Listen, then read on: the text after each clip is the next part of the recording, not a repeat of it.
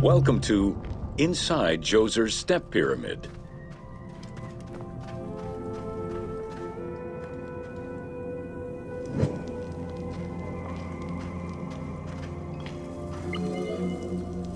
The architect of the Step Pyramid, Imhotep, was a man of great importance to Pharaoh Djoser and ancient Egyptians in general. The base of a statue of Djoser, discovered in 1926, celebrates Imhotep as a carpenter, sculptor, stonemaker, and chief of the seers. Little is known of Imhotep's day-to-day life.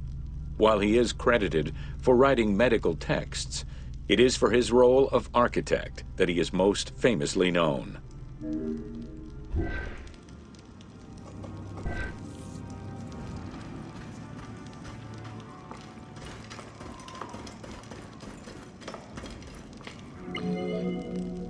From the design of the pyramid to the elements within the complex itself, Imhotep set out to create something that would immortalize his king.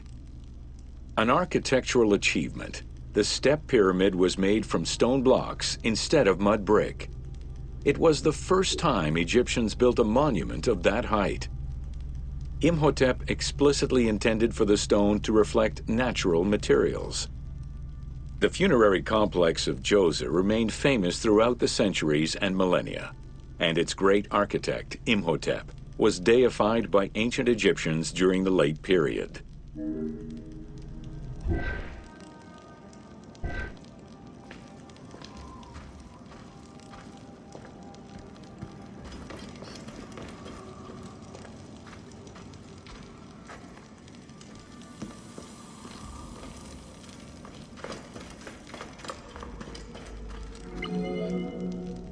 In addition to the central subterranean palace built for Djoser, 11 wells were dug.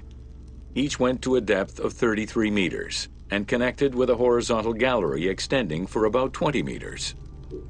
The first 5 galleries were intended for members of the royal family.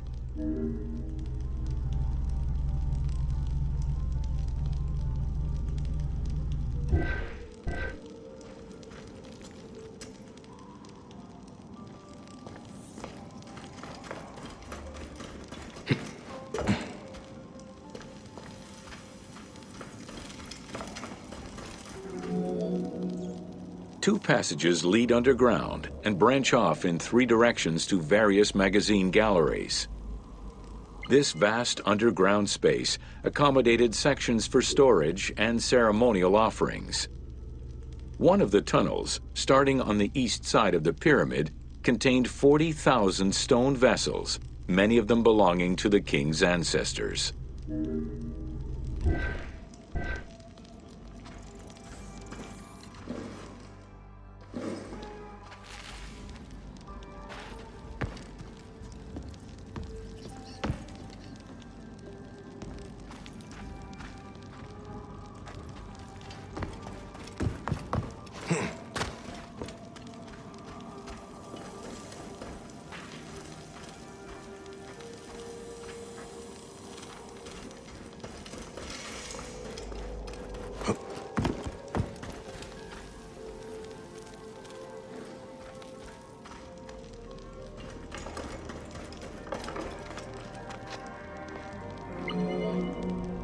The burial chamber of Djoser is located at the bottom of a 28-meter deep central shaft.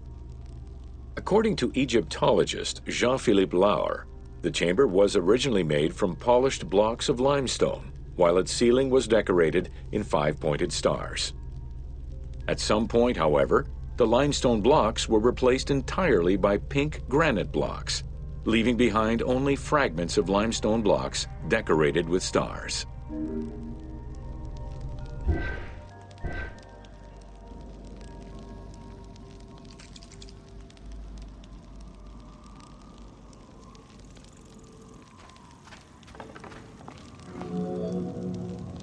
At the foot of the chamber are many tunnels going in all directions.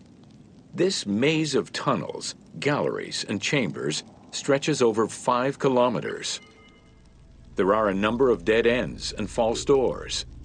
They may have been intended for the afterlife, rather than to fool thieves.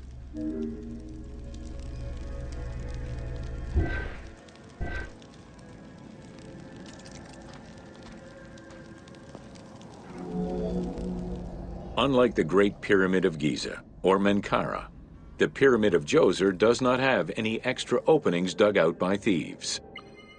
There was no need for them. Because of the easy access into the tunnels and along the corridors, thieves had little trouble clearing out the temples once inside. It is unknown when the mummy of Djoser was stolen. All that remained was a left foot, found by French Egyptologist Jean-Philippe Lauer in 1934. This architect, who devoted his whole life to meticulously exploring the complex, believed it belonged to Djoser.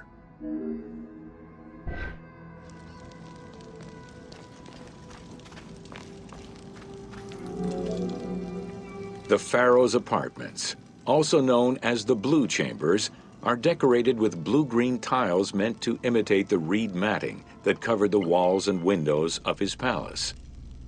The stone is carefully curved and painted to look like the rolled mats of open doorways and curtains.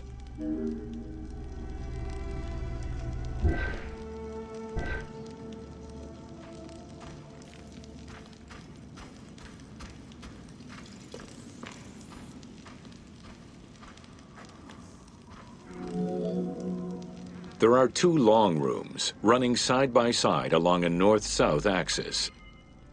The south room has false doors separated by stone panels, while the north room is a corridor which allows access to side chambers.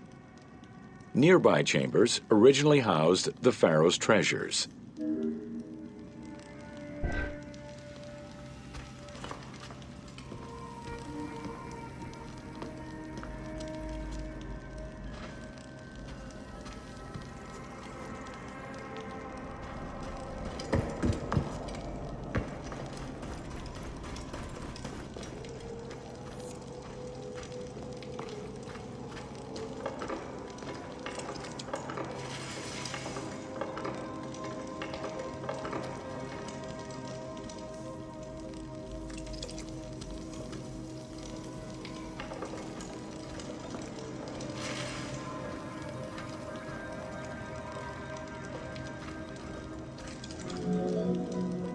The door frames are made of fine limestone and carved with the king's name.